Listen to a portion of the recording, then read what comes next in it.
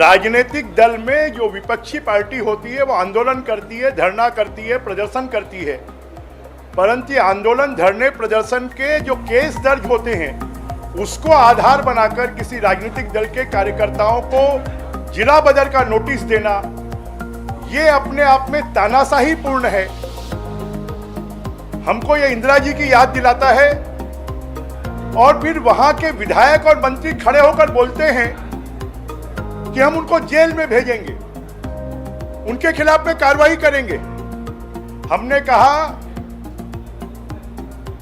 कि ऐसी मानसिकता वाले लोगों की मानसिकता को कुचलने की ताकत हम रखते हैं और भारतीय जनता पार्टी डरने वाली नहीं है, घबराने वाली नहीं है। हम इसका माकूल जवाब देंगे और किसी मंत्री के द्वारा खड़े होकर बीजेपी कार्यकर्ताओं को जेल में डालने की कार्रवाई को सही बताना, जिला बदर की कार्रवाई को सही बताना, ये लगता है दाल में कहीं न कहीं काला है और ये राजनीतिक कारणों से बीजेपी के कार्यकर्ताओं के खिलाफ जिला बदर की कार्रवाई की जा रही है। हम इसका डटकर विरोध करेंगे।